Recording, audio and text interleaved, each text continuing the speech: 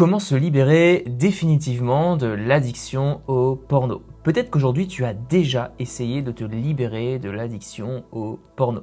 Tu as essayé le nofap, les douches froides, tu as essayé plein de choses qui malheureusement n'ont pas fonctionné. Tu as mis tout en œuvre finalement pour y arriver. À chaque fois que tu faisais un pas en avant, tu avais l'impression de faire deux pas en arrière et c'est très souvent ce qui arrive quand on a une rechute, on a l'impression de devoir tout recommencer à zéro. Et peut-être que ça fait des années, une dizaine d'années peut-être que ça dure ce scénario et tu as vraiment envie de t'en sortir mais tu ne sais pas comment faire. Tu as regardé un petit peu à droite à gauche plein de solutions mais à chaque fois en fait c'est toujours le même scénario qui se répète et dans cette vidéo je vais te partager 3 clés pour te libérer de l'addiction au porno. Ce sont des clés qui ne vont pas te sortir de l'addiction du jour au lendemain. Il va falloir les appliquer sur le long terme. Il va falloir les pratiquer assez longtemps pour pouvoir tout simplement voir les effets. Mais je te le garantis, elles fonctionnent. Ça nous amène à notre premier point de la vidéo qui est tout simplement de reconsidérer la vision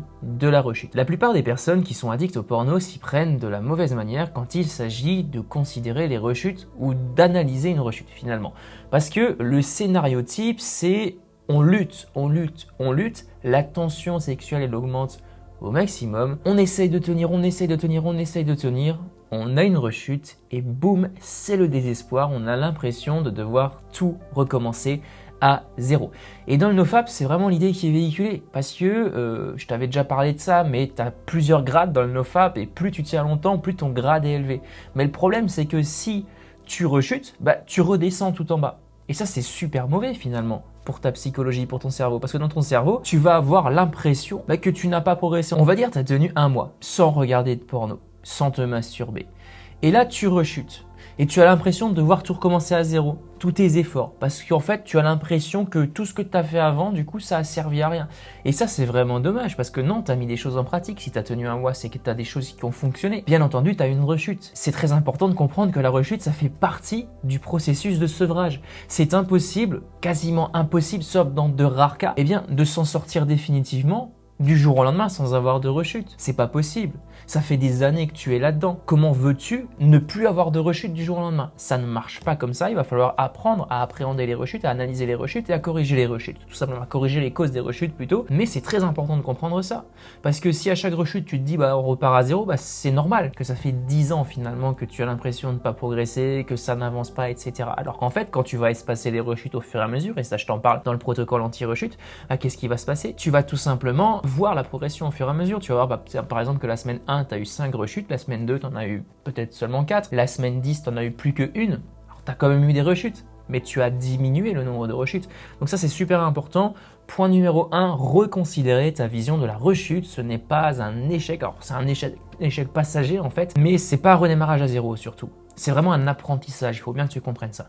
Ensuite, le deuxième point pour te libérer définitivement de ton addiction au porno, c'est de changer ton identité par rapport au porno. Alors qu'est-ce que ça veut dire concrètement? Ça veut dire tout simplement qu'aujourd'hui, si tu consommes du porno, tu es addict au porno et à la masturbation, tu te considères logiquement comme une personne qui est addict. Et c'est notamment pour cette raison que tu regardes cette vidéo.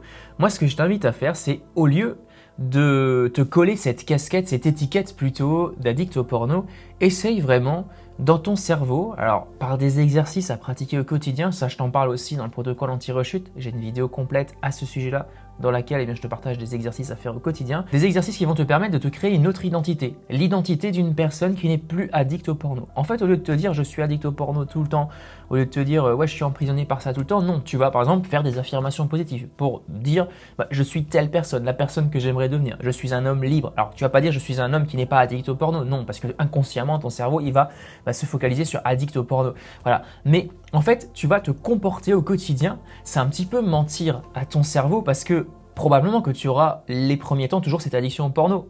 Ce sera difficile de t'en sortir au début, voilà, parce que ça demande du travail, ça demande des efforts. Tu auras toujours cette difficulté, mais toi, ton objectif, ça va être de mentir à ton cerveau, de faire croire à ton cerveau qu'il n'est plus addict, de lui mytho clairement, pour tout simplement au fur et à mesure changer ton identité, te comporter comme une personne qui n'est pas addict au porno et au fur et à mesure acquérir cette identité de personne qui n'est pas addict au porno. Et ça va faciliter la transition en fait, ça va faciliter ton sevrage. Tu vois, si tu te considères toujours comme quelqu'un d'addict, quelqu'un qui a des problèmes, machin, etc., ça va pas marcher.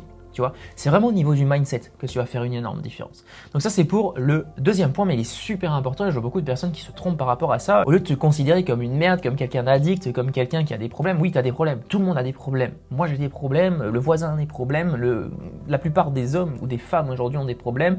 Ça peut être des problèmes par rapport à plein de choses, ça peut être des problèmes par rapport à des addictions.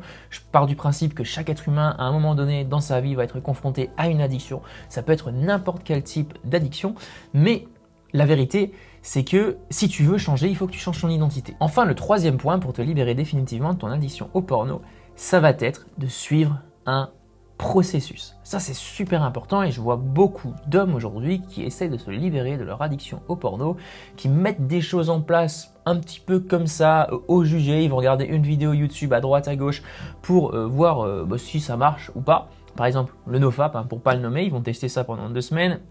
Ils vont suivre un petit peu un processus finalement, mais pas vraiment de processus parce que le NoFap, c'est juste s'entre-motiver. Ils vont être dans un groupe, voilà, ils vont tenir les efforts avec l'effet, tu sais, l'effet de nouveauté. L'effet de nouveauté, c'est le truc le plus traître quand tu as une addiction. Parce qu'au début, on est chaud, on est motivé. Et c'est extrêmement trompeur. Parce qu'on est motivé, donc on a une énergie de dingue et on est prêt à tout casser. Du coup, on tient. Et c'est très souvent le cas quand on décide au début, on tient. Et on tient 2 semaines, 3 semaines, 1 mois. Et on se dit, punaise, je pensais pas que j'étais capable. Et là, en fait, ce qui risque de se passer, c'est que boum, au bout d'1 mois, il y a eu une erreur, il y a eu quelque chose, une prise de risque finalement par rapport au visionnage de porno, et boum, il y a eu une rechute. Et là, on ne sait pas ce qui se passe. On se dit, je croyais que j'étais fort, finalement je ne le suis pas. En fait, c'est normal. C'est tout simplement que tu étais dans l'effet de nouveauté, donc ton cerveau il était chaud, motivé et tout. Mais au bout d'un moment, si tu es tout le temps dans la résistance, au bout d'un moment, forcément, ça finit par se péter la gueule.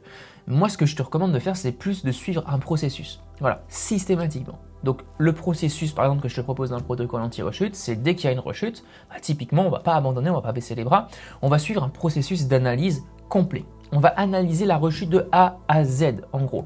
Le début de la tentation, par exemple, de regarder du porno, qu'est-ce qui s'est passé? Qu'est-ce qui t'a mis dans la situation? Est-ce que c'est, par exemple, le fait de t'être embrouillé avec quelqu'un au travail, embrouillé avec ta femme?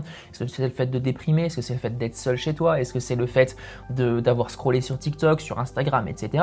Et du coup, on va analyser ça.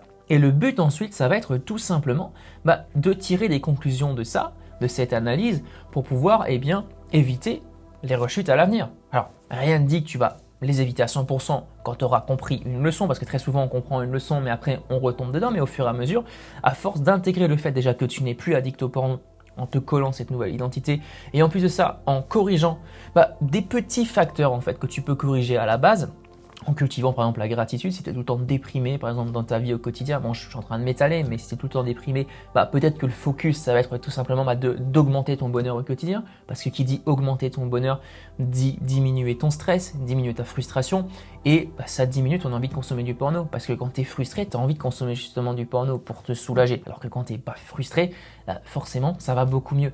Donc l'objectif ça va être tout simplement de faire cette analyse. Ça je te l'apprends dans le protocole anti-rechute beaucoup plus en détail, ce serait beaucoup trop long de t'en parler dans une vidéo, il y a plusieurs heures de formation, mais c'est important, vraiment super important de suivre un processus justement et de le suivre sur le long terme. Il ne faut pas que tu te dises ouais si ça marche pas pendant 1 mois, j'arrête.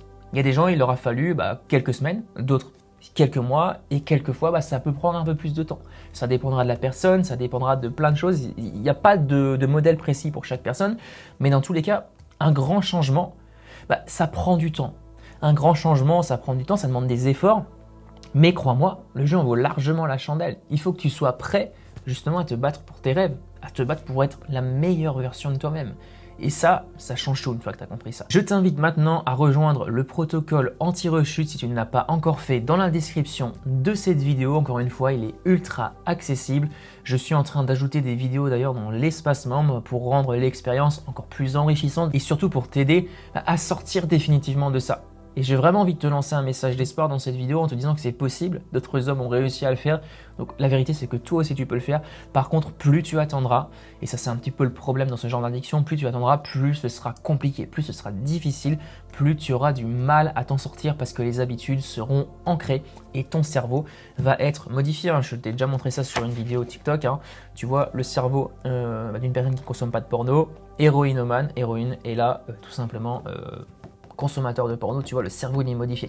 pour rattraper ça, c'est pas impossible, c'est faisable, mais il va falloir que tu suives justement ce processus de sevrage pour revenir à l'état original de ton cerveau. Voilà, on se retrouve de l'autre côté pour les plus motivés et on se dit à très bientôt pour une prochaine vidéo. Et en tout cas, je t'envoie énormément de force, énormément de courage dans ce combat qui n'est pas facile tous les jours. Je le conçois, j'en parle par expérience. À très vite, bon courage, ciao.